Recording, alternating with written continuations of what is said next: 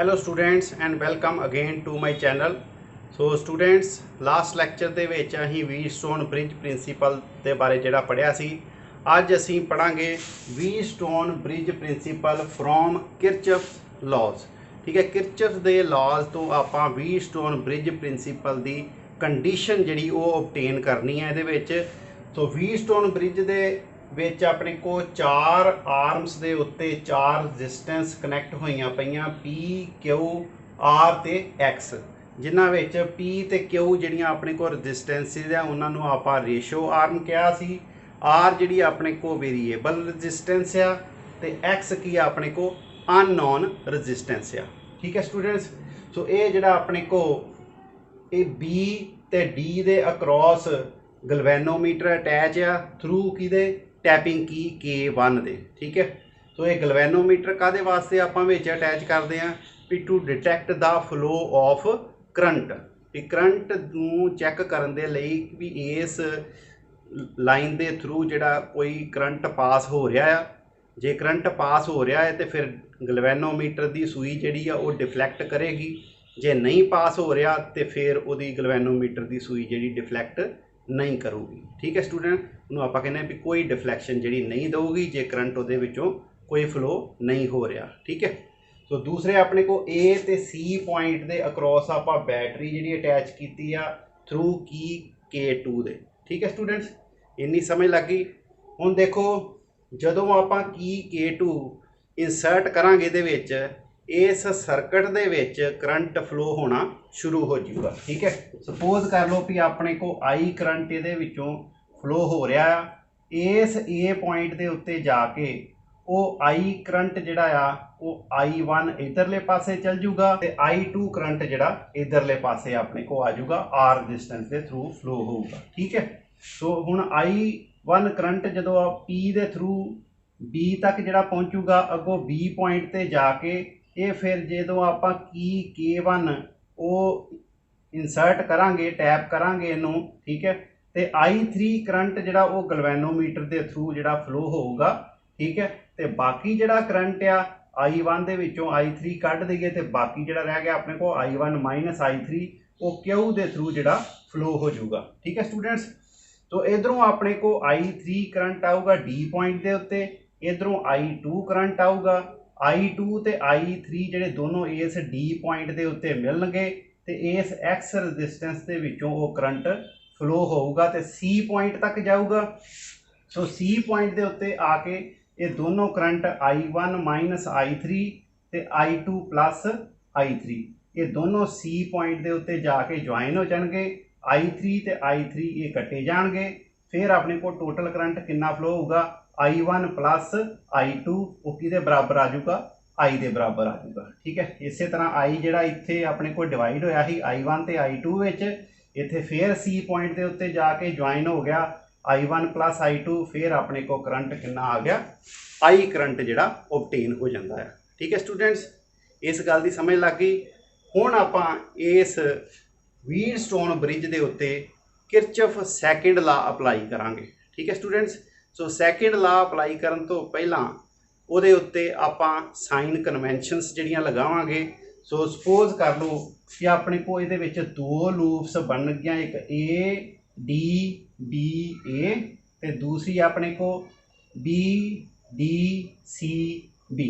ਠੀਕ ਹੈ, ਇਹ ਦੋ ਲੂਪਸ ਜਿਹੜੀਆਂ ਬਣ ਗਈਆਂ ਇਹਦੇ ਵਿੱਚ ਆਪਾਂ ਕਰੰਟ ਦੇਖਣਾ ਆ ਵੀ ਕਰੰਟ ਆਪਾਂ ਉਸੇ ਤਰ੍ਹਾਂ ਸਾਈਨ ਕਨਵੈਨਸ਼ਨ ਯੂਜ਼ ਕਰਨੀਆਂ ਆ।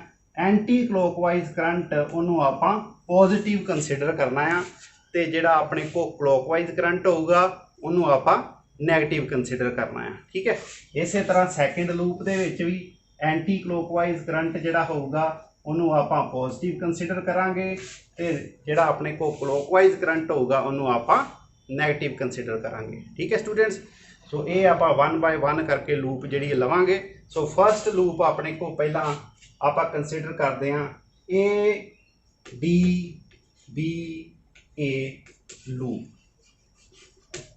इस लूप के विच अपने को A तो शुरू हो जाएंगे, I2 करंट जिहड़ा R दे विचों फ्लो हो रहा है।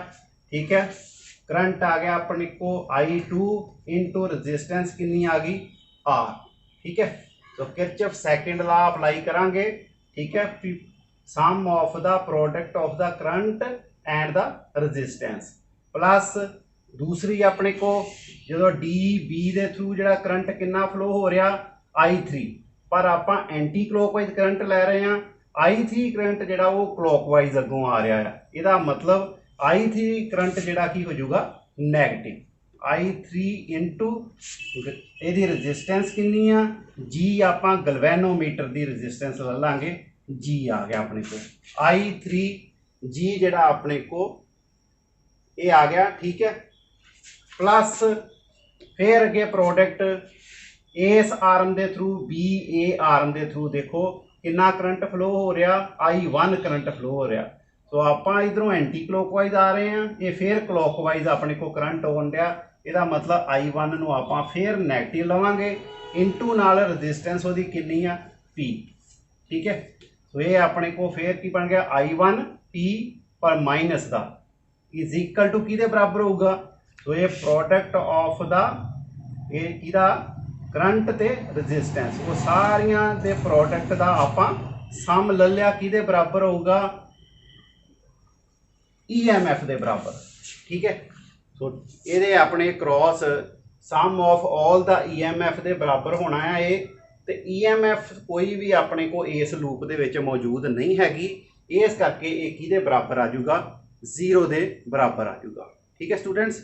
तो ये अपने को इनू हुण आपां लिख लीए, नैक्सट स्टैप की बनूगा I2R माइनस I3G ते minus I1P is equal to किहदे बराबर आ जाऊगा 0 दे बराबर आ जाऊगा।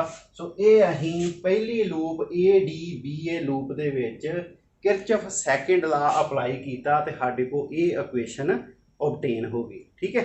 सो सिमिलरली अपने को सैकेंड लूप दे विच भी आप किरचॉफ सेकंड लॉ अप्लाई करांगे। हुण अगली नैक्सट लूप किहड़ी आ BDCB, नैक्सट लूप किहड़ी आ BDCB लूप। तो इस लूप दे विच फिर आप उस तरह ही आप एंटी क्लॉकवाइज करंट की लेना है, पॉजिटिव लेना है। सो BD तो शुरू होना है, BD दे अलॉन्ग वेखो करंट I3 फ्लो हो रहा है, ठीक है, उससे ही एंटी क्लॉकवाइज डायरेक्शन में ही आ। सो I3 की आप लवांगे पॉजिटिव इंटू नाल रजिस्टेंस अपने को गलवैनोमीटर की G आ गई, ठीक है। सो प्लस नैक्सट अगे आर्म अपने को DC, ये अलॉन्ग कितना करंट फ्लो हो रहा I2 प्लस I3, ये आप ले देंगे I2 प्लस I3 इंटू नाल रजिस्टेंस कितनी आ X, इंटू नाल रजिस्टेंस X आ गई, ठीक है। ओके स्टूडेंट्स, अगे नैक्सट अपने को इस तरह एंटी क्लॉकवाइज करंट आप वेखना है भी BC विच फ्लो हो रहा है, पर यह करंट किधर आ रहा है B तो C वाले पासे, इसका मतलब एक क्लॉकवाइज डायरेक्शन में करंट आ रहा है। सो इस करंट नूं आपां की लवांगे नैगेटिव कंसीडर करांगे। I1 माइनस I3 जिहड़ा की आ ये आपां नैगेटिव कंसीडर करना है, ठीक है स्टूडेंट्स। सो ये अपने को नैगेटिव आ जाऊगा करंट, ओके। इंटू नाल इस करंट के नाल जिहड़ी रजिस्टेंस किहड़ी आ Q। सो सारी लूप दे विच कोई अपने को सोर्स ऑफ EMF मौजूद नहीं हैगा, इस करके जिहड़ा की अपने को सम ऑफ ऑल द EMF वो कितना आ जाऊगा 0 दे बराबर आ जाऊगा, ठीक है स्टूडेंट्स। इन्नी गल क्लीयर होगी। तो इनू आप सॉल्व कर लीए, I3G plus I2 plus I3 into X minus plus minus minus का ही ना करंट, ये अपने को minus I1 minus I3 into नाल की आ जाऊगा Q इज इक्वल टू 0 के बराबर आ जाऊगा, ठीक है। तो इनू आप इक्वेशन ले लाँगे एज ए क्वेश्चन नंबर 2, ठीक है स्टूडेंट्स। इन्नी गल समझ लग गई। तो दोनों लूप्स दे विच आपां किरचॉफ लॉ जिहड़े अप्लाई करके ते आपां इक्वेशनस जिहड़ियां आ वो ऑब्टेन कर लईआं, ठीक है स्टूडेंट्स। सो हुण अगे देखो आपां हुण R इत्थे अपने को की आ वेरीएबल रजिस्टेंस है। सो इस वेरीएबल रजिस्टेंस की आप वैल्यू इहो जी चूज़ करनी आ तां जो पोटेंशियल B ते D पॉइंट के उत्ते सेम हो जाए। सो वो अपने को बी ते डी पॉइंट के उत्ते पोटेंशियल जो सेम हो जाऊगा उदों कोई करंट इस गलवैनोमीटर के विचों फ्लो नहीं करूगा, इस करके गलवैनोमीटर कोई भी डिफ्लैक्शन नहीं देगा। सो जो अपने को आर की वैल्यू आप इस हिसाब नाल चेंज की, आ टैपिंग की के 1 जी वो प्रैस की ते देखा गलवैनोमीटर विच कोई करंट जिहड़ा फ्लो नहीं हो रहा। It means potential B point ते डी पॉइंट के उत्ते की हो गया, सेम हो गया। ठीक है।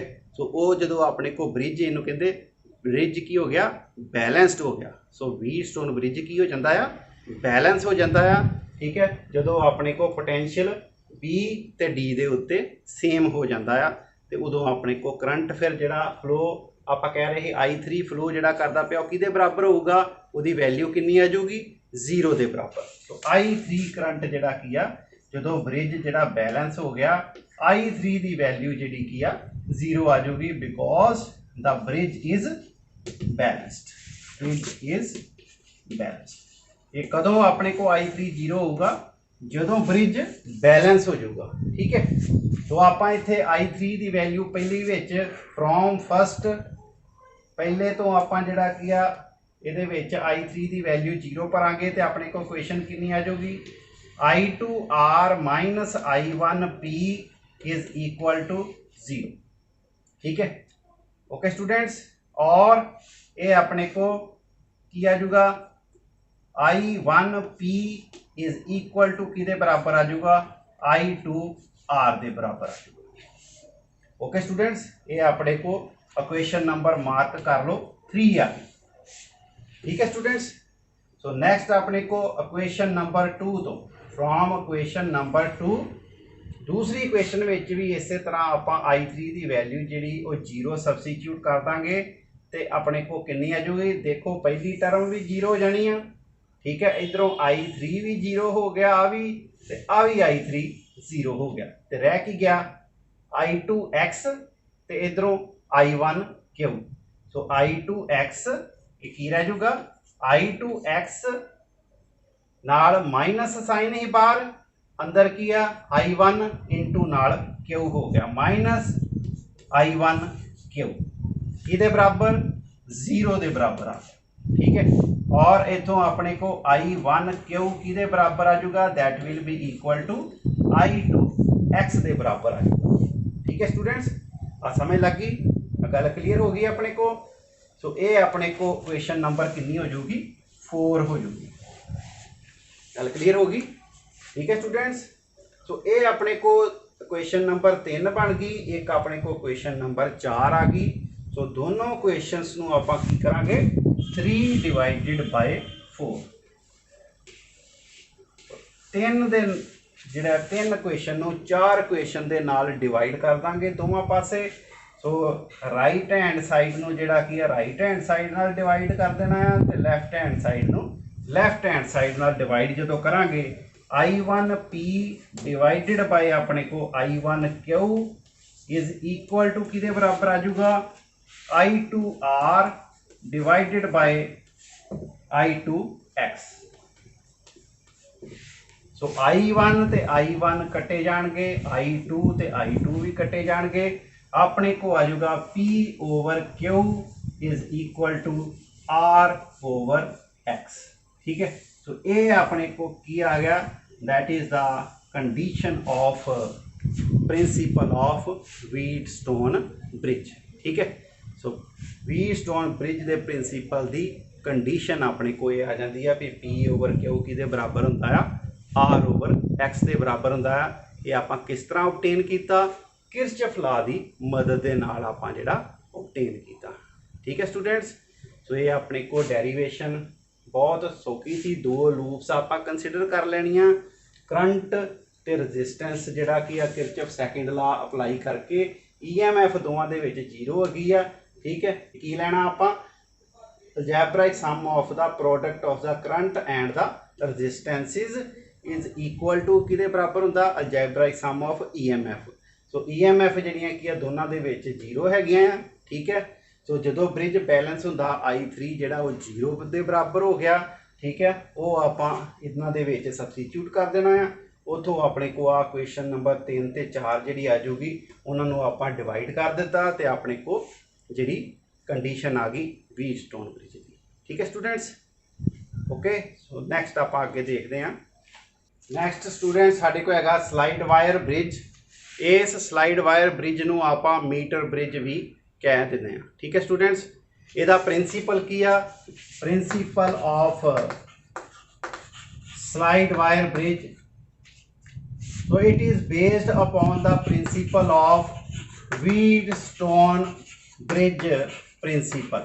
ठीक है, तो Wheatstone bridge principle के बेस के उत्ते ही इसका प्रिंसीपल हैगा स्लाइड वायर ब्रिज का। उसका प्रिंसीपल की सी अपने को P/Q किदे बराबर हुंदा आ, R/X दे बराबर हुंदा आ। जो अपने को ब्रिज बैलेंस हुंदा आ ते अपने को ये कंडीशन ऑबटेन हुंदी आ। ठीक है स्टूडेंट्स, सो नैक्सट अपने को construction of slide wire bridge. तो की है कंस्ट्रक्शन यदि स्लाइड वायर ब्रिज एक वुडन बोर्ड का जिहड़ा बनिया हुंदा आ, उस वुडन बोर्ड के उत्ते आ दो एल शेप्ड कॉपर स्ट्रिप्स दे विचकार आपां 1 मीटर लंबी तार जिहड़ी आ वो लगाई हुंदी आ, स्ट्रैच कीती हुंदी आ। ठीक है, सो ये वायर किहड़ी हुंदी आ, कॉन्सटेंटन वायर हुंदी आ। ठीक है, सो आपां स्टूडेंट्स रजिस्टिविटी दे विच पढ़िया सी भी कॉन्सटेंटन वायर जां मैगनीन वायर जिहड़ियां हुंदियां आ उन्हां दी रजिस्टिविटी जिहड़ी आ वो टैंपरेचर दे नाल बहुती चेंज नहीं हुंदी। इस करके जिहड़ा कि आपां इत्थे वायर कॉन्सटेंटन का इस्तेमाल किया है। ठीक है स्टूडेंट्स, तो जो आप करंट ये पास कराने तो यदा टैंपरेचर की हुंदा इनक्रीज हो जाता है। ठीक है, सो पर टैंपरेचर वधन घटन के नाल इस मटीरियल के उत्ते कोई इफेक्ट नहीं पैंदा। इस करके ये वायर का यूज़ इत्थे आपां जिहड़ा मीटर ब्रिज के विच कीता है। ठीक है स्टूडेंट्स, समझ लग गई। सो ये अपने को दो अपने को ए ते सी दे विचकार अपने को 1 मीटर वायर कॉन्सटेंटन जी लगाई जाती है, नाल ही ये बिल्कुल पैरल आपां 1 मीटर का स्केल वो ये पैरल जिहड़ा अटैच किया जाता वुडन बोर्ड के उत्ते। ठीक है स्टूडेंट्स, सो एक आई शेप्ड होर कॉपर स्ट्रिप इन्हां दो एल शेप्ड कॉपर स्ट्रिप्स के विचकार जिहड़ी आ लगाई जाती है तां जो इन्हां एल शेप दे विचकार दो गैप जिहड़े आ वो क्रिएट हो जाण। एक गैप दे विच आपां रजिस्टेंस बॉक्स जिहड़ा वो लगाउने आ और दूसरे गैप दे विच अननोन रजिस्टेंस जिहड़ी अटैच करदे आ जिहदी आपां रजिस्टेंस मैजर करनी है। ठीक है स्टूडेंट्स, सो ये अपने को इत्थे आपां एक टर्मिनल आई शेप्ड कॉपर स्ट्रिप के उत्ते लेने होर डी पॉइंट जिहड़ा अपने को, सो डी पॉइंट के नाल एक आपां गलवैनोमीटर अटैच करीदा आ और उस गलवैनोमीटर के नाल एक जॉकी अटैच करते हैं। ठीक है, सो जिहड़ी आपां स्लाइड वायर जिहड़ी ब्रिज दे विच इस वायर दे उत्ते की करनी हुंदी आ, स्लाइड करना हुंदा उस जॉकी नूं।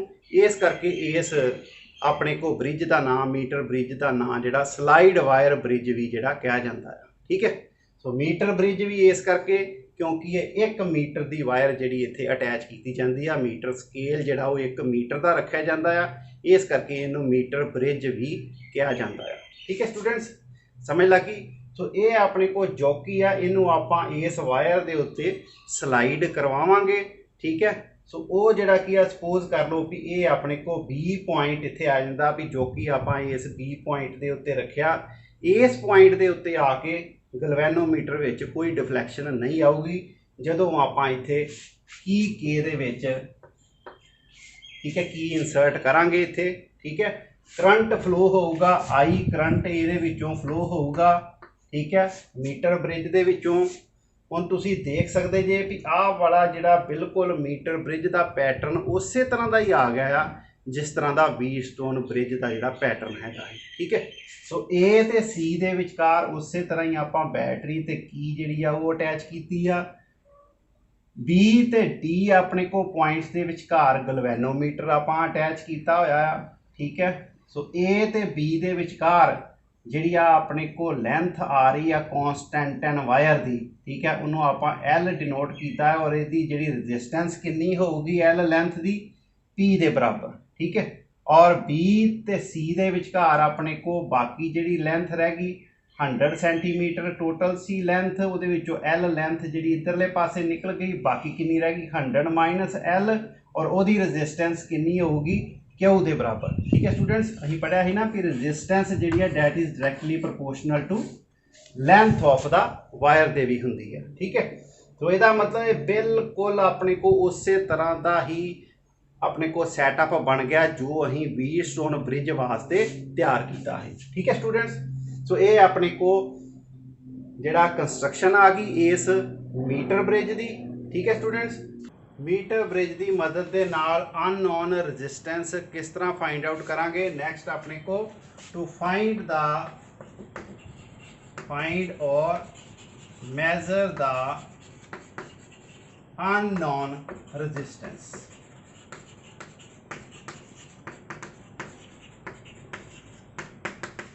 ठीक है स्टूडेंट्स। तो ये अपने को बिल्कुल सैटअप जिहड़ा आ वो व्हीटस्टोन ब्रिज दे वर्गा ही सैटअप अपने को तैयार हो गया आ।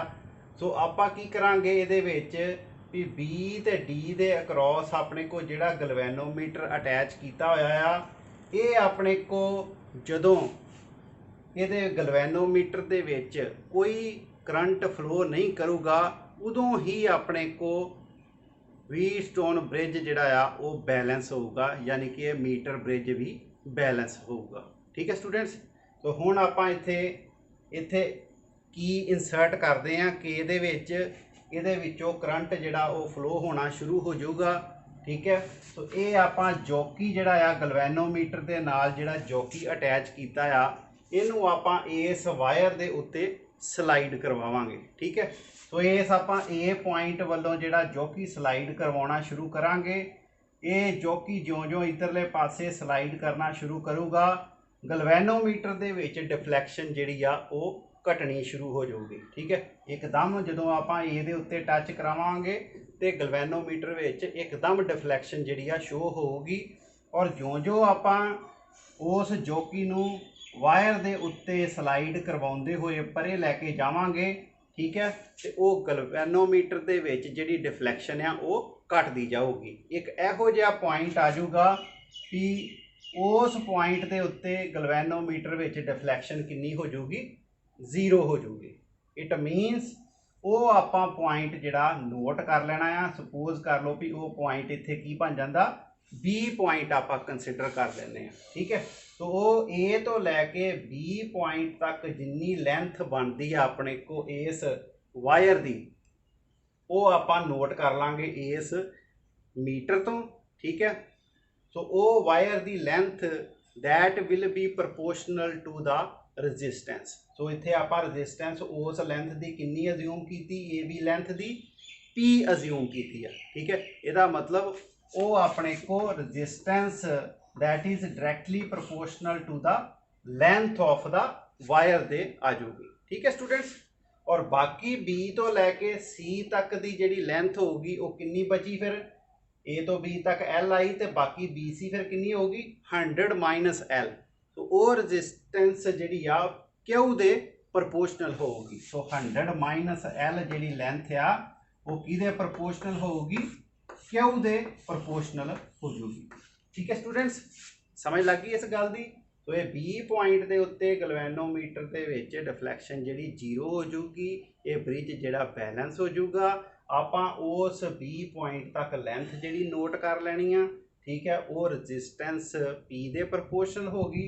उस तरह अपने को C पॉइंट तक जिहड़ी लेंथ बची अपने को 100 माइनस L वो रजिस्टेंस Q दे प्रपोर्शनल होगी, ठीक है। वो आपां नोट कर लई आ, ठीक है। किसी वैल्यू के उत्ते अपने को जदों आपां R कोई वैल्यू जिहड़ी आपां उत्थों कढ लई तो उत्थे उन्नी रजिस्टेंस क्रिएट होगी, ठीक है। तो ये अपने को P ओवर Q दोवां आपां जिहड़ा रजिस्टेंसिस नूं डिवाइड कर दईए तो अपने को जिहड़े प्रपोर्शनैलिटी कॉन्सटेंट आउणगे वो कैंसल हो जाणगे। अपने को L ओवर 100 माइनस L जिहड़ी आ वैल्यू आ जाऊगी, ठीक है स्टूडेंट्स।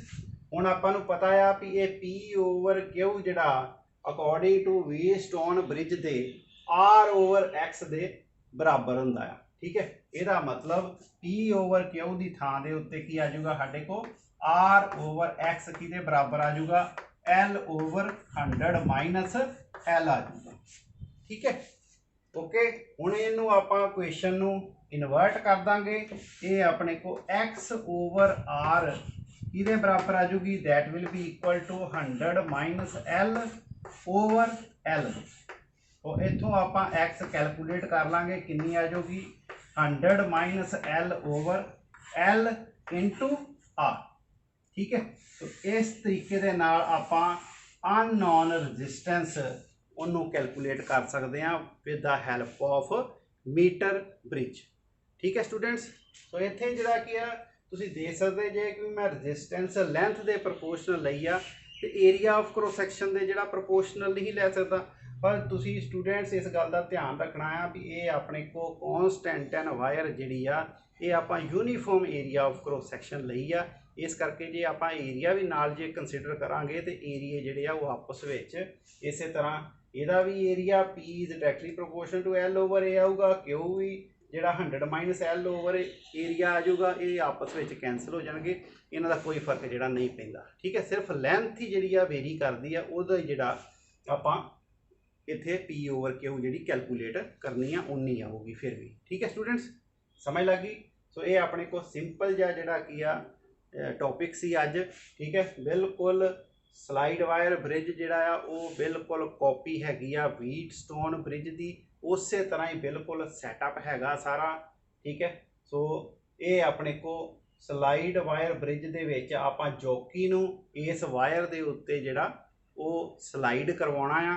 ठीक है, तो जिथे अपने को गलवैनोमीटर दे विच डिफ्लैक्शन आ जाऊगी 0, उदों आपां जिहड़ा वो रीडिंग नोट कर लैनी आ कि कितनी रीडिंग हैगी आ with the help of metre rod on the metre bridge. ठीक है, सो मीटर रॉड की मदद के नाल आपां L लेंथ जिहड़ी वो मेजर कर लैनी है। ठीक है, 100 माइनस L का पता लग गया, तो आ फार्मूला अप्लाई करके L की वैल्यू आपां नूं पता लग गई। ठीक है, R जिहड़ी रजिस्टेंस बॉक्स तो आपां नूं पता लग जाऊगी किन्ने ओम की उत्थे रजिस्टेंस क्रिएट की हुई आ। तो ये वैल्यूज़ भर के असी अननोन रजिस्टेंस वो कैलकुलेट कर सकते हैं। ठीक है स्टूडेंट्स, तो मैनूं उम्मीद है कि तुहानूं अज दा टॉपिक जिहड़ा वो समझ लग गया होगा। तो थैंक यू वेरी मच।